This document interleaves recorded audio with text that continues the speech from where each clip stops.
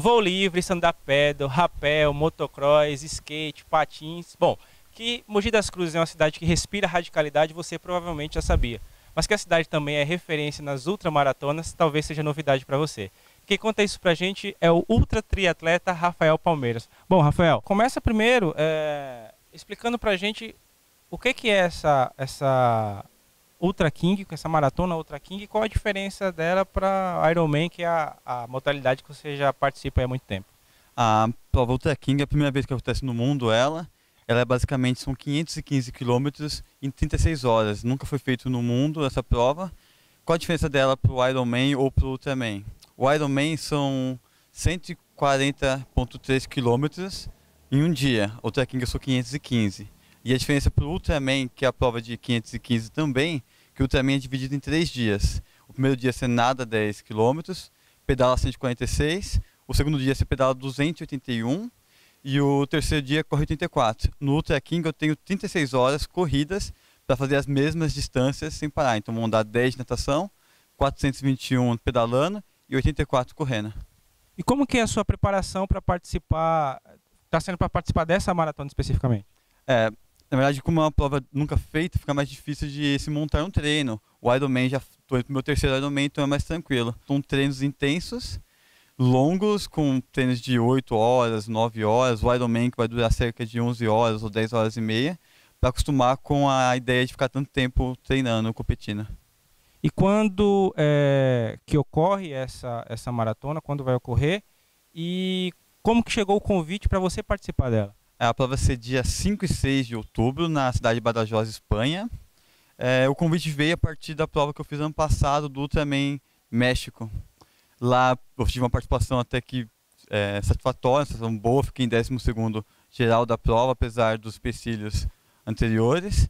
E um espanhol acabou tendo a informação da minha participação por outro atleta que estava lá, e o convite veio.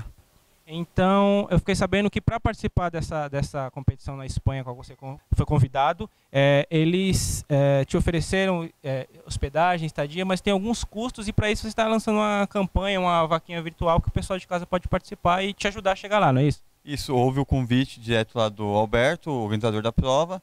Ele, para facilitar a minha ida lá, ele falou: eu consigo te dar hospedagem, mas o custo da inscrição e a passagem de voo e a alimentação ficaria por minha conta.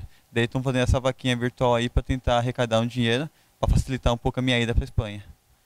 Se o pessoal quiser te ajudar, quiser contribuir com essa vaquinha virtual, eu sei que a campanha parece que ela não foi lançada ainda, será lançada nos próximos dias, mas as pessoas já podem entrar em contato com você e buscar mais informações aí dessas outras maratonas que você já participou, e ver também um pouco como está sendo a sua preparação, né? Como elas conseguem te encontrar? Rede social, etc.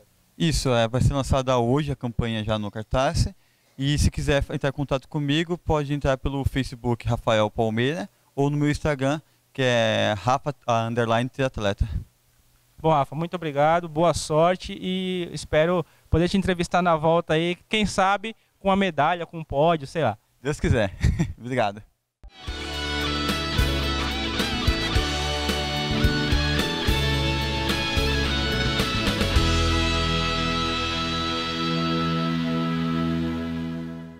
Para você que nos acompanha, estamos começando mais um TV Simpro, temporada 2018, dando continuidade a uma série de entrevistas com professores de diversas matérias e que abordam diversos assuntos ligados diretamente não só ao ambiente interno da sala de aula, mas sobre todos os aspectos que compõem a educação também no nosso dia a dia. E hoje estamos recebendo uma visita muito bacana, que vai tratar de um tema muito interessante, que é o professor Wagner Wuhl, que é formado em Física, mas é doutor em Educação pela PUC São Paulo, que vai relacionar aí educação com a cultura. Professor, é um prazer recebê-lo aqui no nosso programa. Obrigado pelo convite. Bom, professor, vamos começar o nosso bate-papo, que tem muita coisa para a gente conversar. Primeiro perguntando, o senhor, nosso mote hoje aqui é relacionar a educação com cultura. Mas, primeiro eu gostaria que o senhor falasse para a gente, nós estamos vivendo uma crise cultural? A palavra crise, ela vem do grego e ela significa abismo, né? Na verdade, assim, do ponto de vista da crise, existe uma diácrise e tem uma síncrise, como entendido pelos filósofos gregos e de lá para cá. Nós estaríamos vivendo uma diácrise, né? Que seria uma separação, um abismo entre as coisas. A questão de valores, não existe um dos aspectos assim, que a gente poderia destacar: o que é homem, o que é vida. Não existe consenso. No instante que não existe consenso sobre isso, os debates que a gente vê sobre aborto e outras questões, ela reflete bem isso, né?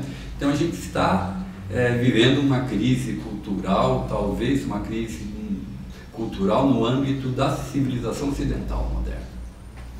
E professor, tem como dissociar a educação de cultura? Porque eu imagino que o papel da escola, mais do que passar regras e conceitos, é também disseminar e aprofundar a formação crítica dos seus alunos para a questão cultural. Tem como dissociar esses dois ou é impossível? Ou está acontecendo? É impossível, e a educação é uma questão complexa, vamos colocar assim.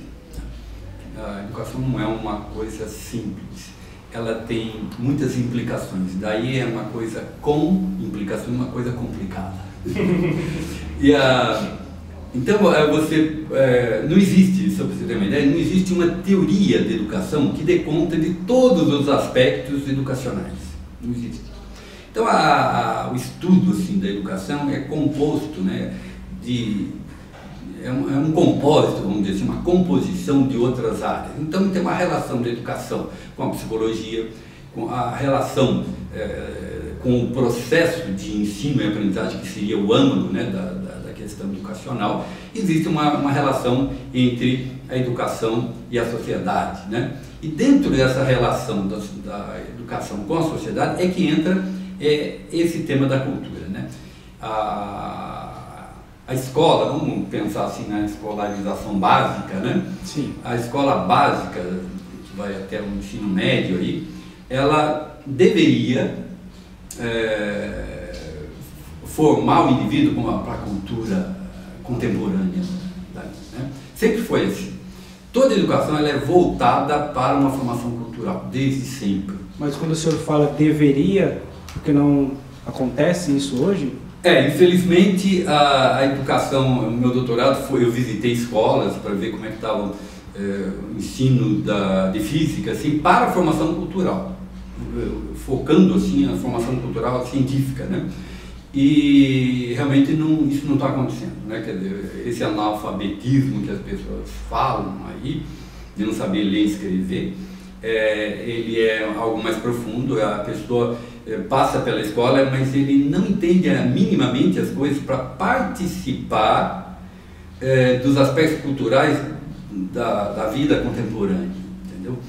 Para você ter uma ideia, deixa eu só aclarar um pouco essa questão educacional, a gravidade disso.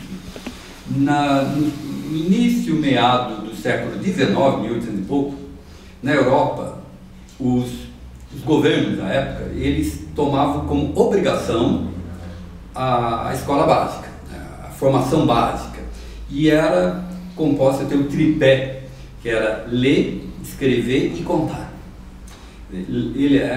Isso era obrigação, né? Ler os autores da literatura, escrever, ser capaz de escrever uma carta, algo assim, relatar, e contar, quer dizer, conhecer minimamente o processo da matemática. Isso aí, então, na época, era o mínimo, vamos dizer assim, para ele viver na sociedade da época, dentro das exigências culturais da época, né? Quando a gente pega, assim, a questão do ensino, como é que era o ensino de ciência, vamos tomar física, assim, que eu estudei um pouco mais profundamente, naquela época, as escolas, os livros e as escolas, elas ensinavam coisas que estavam acontecendo, que estavam sendo discutidas pelos cientistas da época, que estavam sendo descobertas. Então você pega livro de 1900 e pouquinho, 1903, 1904, ele já fala do raio-x que foi descoberto no final do século XIX. Né? Então, quer dizer, ele tinha uma preocupação de formar a pessoa para participar, né, da sociedade em termos dos conhecimentos. Isso aí vai de encontro com a questão do aspecto do estudo científico da cultura? Isso. Então, vamos pensar assim, do ponto de vista da formação para a cultura científica. Formação da cultura. Eu quero que o senhor fale um pouquinho mais sobre isso, mas a gente vai fazer um intervalo comercial rapidinho. Não saia daí, a gente volta já já para dar continuidade com o bate-papo com o professor Wagner.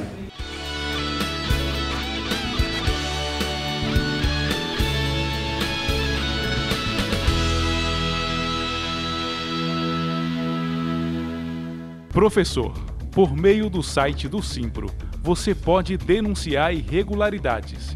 Clique na aba Atendimento e depois no link Denúncias.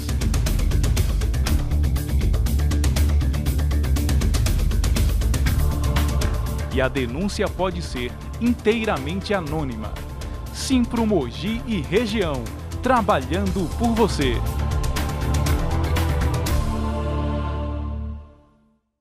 O Simpro Mogi mantém uma lista ampla de convênios médicos com descontos exclusivos e vantagens para os associados. Acesse simpromogi.org.br e saiba mais.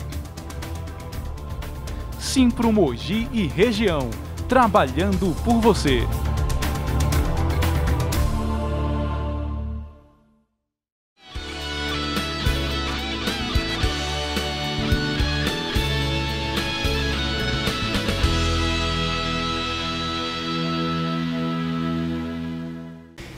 Estamos de volta com o nosso TV Simpro. Se você quiser rever outros programas que nós tivemos aí ao longo dessa temporada 2018, também na temporada 2017, entre no nosso site, acesse nosso site que é o simpromogi.org.br ou vá ao nosso canal no YouTube que é Simpro TV Simpro Mogi. Lá vai ter esse programa com o professor Wagner e outros programas das nossas outras temporadas.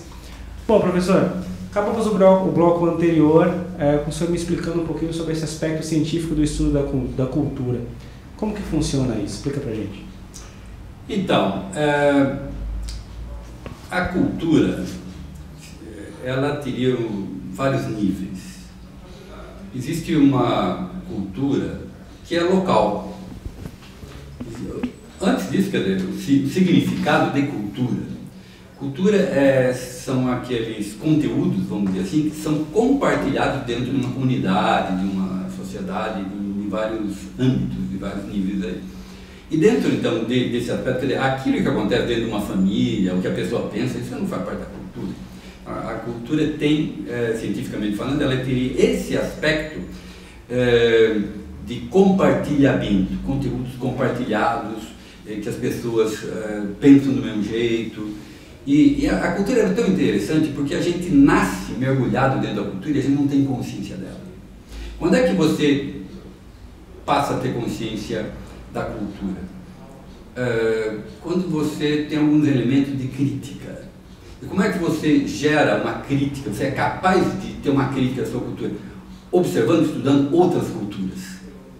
Entendeu? Você precisa ter uma base de comparação. Uma base de comparação, para você ter consciência, porque então a pessoa, é que nem um peixe que ele não sabe que o que é água, até que ele pula para fora da água, entendeu? A cultura é mais ou menos assim, a gente nasce.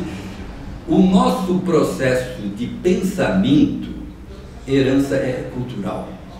Quer dizer, quando a pessoa nasce, ela tem dois tipos de fatores que influenciam, né? Tem o fator predisponente. São diversos fatores predisponentes, tem o fator hereditário, um dos fatores predisponentes é a cultura. E tem o fator emergente daquela pessoa, daquele ser. Então a vida da pessoa se dá nessa mescla aí de fatores emergentes, coisas que surgem com ela, e coisas que surgem, que são predisponentes, que ela recebe e ela repete, vamos dizer assim, reproduz, né? Então a maneira da gente pensar é cultural. A maneira de se vestir é cultural, a maneira de se posicionar é cultural. Então você nasce e vai aprendendo aquilo e você fica quase que prisioneiro da cultura. Bom, agora tem o outro lado, né? Quer dizer, tudo, para você participar de uma sociedade, você tem que Você participa da sociedade, participa da comunidade, você compartilha as coisas, dos saberes, etc., por meio da cultura, não tem outra forma. Só que a cultura ela tem níveis. Né? Tem a cultura, vamos dizer assim, no âmbito local, né? As danças, as formas de uma cidade ou de uma região, né? Que você vai para o Nordeste, você nota isso, né? Maneira de falar, de se referir. Aí existe uma cultura de âmbito mais nacional, que a gente poderia ver. Existe uma cultura de âmbito mundial, entendeu? Que é uma coisa mais já ligada à civilização também, vamos dizer assim. Então existem aspectos. A ciência, ela pertence a esse nível, vamos dizer assim, mais amplo da cultura, que é algo compartilhado por qualquer pessoa que vive aqui na Terra, no planeta, entendeu? Ela é acessível a qualquer um. Ela não tem nenhum código secreto para você entrar nela. Então, quer dizer, a ciência, vamos colocar assim, esse aspecto da cultura científica, ela é universal, vamos colocar nesses níveis, assim, é universal nesse sentido. Tá bom? Agora, professor, o senhor como estudioso do tema educação, não é injusto colocar sobre as costas do educador e da escola, dentro de um período diário de aula de 4 a 5 horas, passar para o aluno todas essas subcamadas da questão da cultura que o senhor me informou? Isso não exige uma formação que talvez até ultrapasse os muros da escola, que seja papel também do governo no sentido de disponibilizar ferramentas culturais para que as pessoas entendam todo esse cenário? Não é injusto colocar isso só nas costas do educador e da escola em si? Eu vejo isso como uma das coisas terríveis no Brasil de hoje em dia. Uma coisa terrível. Já aquelas mudanças pedagógicas que eles tentaram introjetar, vamos dizer assim, né? Aqui, da chamada pedagogia flexível, em que o foco é o aluno, e a maneira com que aquilo foi trazido para cá foi terrível. Por quê? Porque ela desvaloriza. Contempla um pouco agora dessa base comum curricular que está sendo implementada agora pelo governo, então um pouco disso, né, que você falou. Não, isso já é de décadas, né? É um processo. Aqui no Brasil tem muita coisa assim, ninguém estuda exatamente como é que faz, não faz uma experiência limitada, que nem os europeus fazem, no mundo inteiro se faz, né? O que é a metodologia flexível, né? E parece que o pessoal não entende profundamente, não sabe, eles inventam moda. Então, já há algumas décadas, isso eu estou falando na escola pública, né? Eles começaram a chegar mais ou menos assim para o professor e falar: tudo que você faz é tudo besteira, não é assim, agora tem que, entendeu? Muda completamente. Bom, e aí a falta das políticas educacionais, sociais, né? Quer dizer, falta um investimento pesado nisso, falta uma valorização da questão da educação, né? E é um problema de nação. Isso não é um problema de um governo, é uma coisa do povo, né? E falta isso aí. Então, o que acontece? As escolas vivem as línguas. Eu visitei, na época do doutorado, eu visitei mais de 30 escolas na região de Mogi, de São Paulo, do eixo, centro de São Paulo, Zona Leste, até Mogi das Cruzes, de bairro, de periferia da cidade, de zona rural, mais de 30 escolas. E eu vi muita essa força do docente. Então, quer dizer, isso já há uns 10 anos, mais ou menos, eu vi assim, teóricos franceses preocupadíssimos em estudar essa força do docente, porque a educação depende disso, entendeu? E aqui não, é desprestigiado, professor. Quer dizer, as escolas não estão preparadas. Por falta de investimento, por falta de, vamos dizer assim, de consciência do que vem a ser a educação para o povo, entendeu? E isso é um problema seríssimo que afeta o Estado, afetam as políticas e, de certa maneira, em parte, a culpa disso é da elite intelectual, vamos dizer assim, que estaria uma outra visão da cultura, seria o ápice da cultura, né? Porque você tem a cultura vamos voltar ao tema ainda, né? A cultura assim, naquele nível de coisas que são compartilhadas de jeito, de gírias, isso aqui, forma a cultura. Né? A banheira do Gugu... Eu vou pedir para o senhor aprofundar um pouquinho mais sobre isso. Vamos fazer um intervalo comercial rapidinho e a gente já volta para esse bate-papo aqui com o professor Wagner. Não saia daí, a TV Simpro volta já já.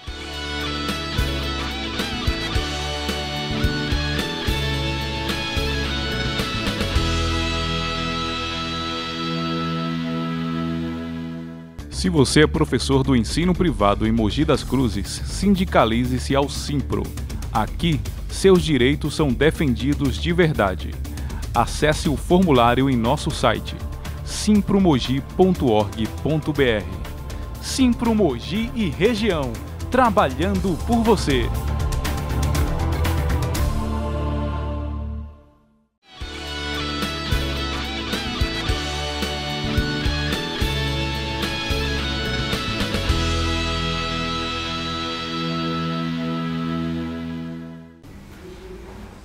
Estamos de volta com a nossa TV Simpro para o terceiro e último bloco do nosso bate-papo com o professor Wagner Vu, que é físico, né, de formação, mas é mestre e doutor em educação pela PUC São Paulo. Nós estamos discutindo aqui, na verdade, conversando sobre os vários aspectos que envolvem esse tema educação e cultura. Bom, professor, se o senhor pudesse dar para a gente um exemplo de formação científica básica, qual exemplo que o senhor poderia dar para as pessoas entenderem mais ou menos sobre o que a gente está falando aqui ao longo do programa? Então, vamos pegar, por exemplo, a área da ciência e física, tá? Vamos pegar uma formação científica ampla aí, não você vai falar besteira da a escola, ela deveria propiciar para o estudante, para toda a pessoa, quer dizer, elementos do conhecimento científico que ela pudesse, vendo uma notícia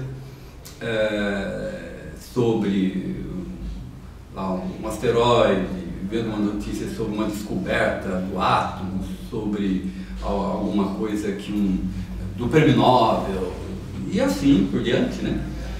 E ela pudesse ter condição de entender minimamente aquilo, não entender profundamente, que a pessoa tivesse condição de existe um problema de um calor, como é que funciona o calor, o ar quente, ventilação, entendeu? Coisas assim que são básicas e elementos assim aspectos bem elementares, vamos dizer assim, da ciência, mas com vista à educação, que ela pudesse participar e entender isso. Então, nesse sentido, a escola que realmente desse uma formação cultural, científica, propiciasse isso, ele daria condição da pessoa entender essas coisas. No nosso modelo educacional de hoje, é possível fazer isso? Não é possível, em razão principalmente da falta de cuidado, vamos dizer assim, de consciência sobre o que vem a ser educação pelo Estado, né? E os professores, o que eu tenho visto assim nas escolas públicas, os professores eles fazem muita coisa, eles desenvolvem muita coisa, mas isso não existe assim um programa mais sério mesmo assim, voltado para isso, não existe. O nosso aluno, ele vai sair da escola básica, e não é só escola pública não, isso é meio geral, né? Ele vai sair sem essas condições, né? Essa questão educacional precisaria ser muito bem pensada. Eu estou pegando um elemento que é da cultura científica, mas isso aí vai se alargar para todos os outros campos, né? Professor, nós estamos formando uma geração de apertadores de botões e não uma geração de pessoas pensantes. Exatamente. Quer dizer, as pessoas, que você chama de apertador do botão, quer dizer, as pessoas elas vão participar da cultura naquilo que é distração da cultura. Aquilo que é abstração, que é pensamento, aquilo que exige um pouco mais, eles não têm como alcançar isso, não foram preparados. Eles não aprendem a estudar, eles não são iniciados nisso. A escola, ela não ensina como é que ele aprende alguma coisa. Então, bem, enfim, abaixo do minimamente aceitável e esperável, né, do processo educacional. Ensinar a aprender. Como que seria isso, professor?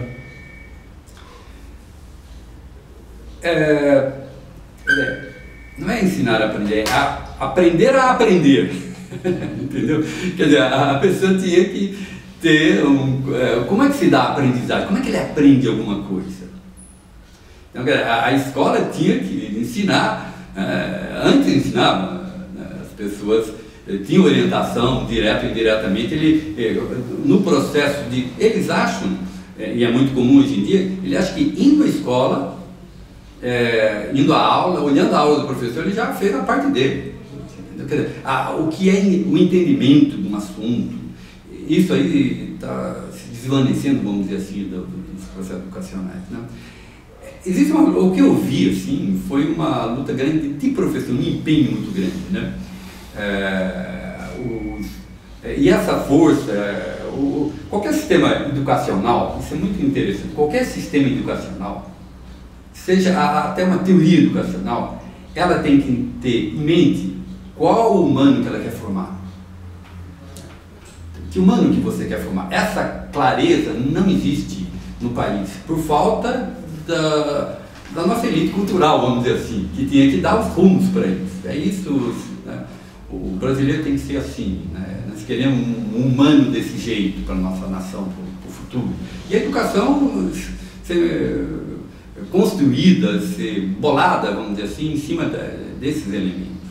Para as pessoas que estão assistindo a gente e que não são da área da educação, porque é um programa que depois fica disponível no nosso canal no YouTube, que é o TV Simpro Mogi, mas que se interessaram pelo tema e estão acompanhando aqui o nosso bate-papo. Na sua opinião, em que aspectos do nosso cotidiano essa questão dessa crise cultural que nós vivemos impacta? Porque nós temos a impressão de que impacta talvez só em indivíduos que não têm o hábito da leitura e etc. Mas acho que é um pouco mais do que isso, né? É um pouco mais. Quer dizer, a questão dos valores fundamentais para a vida.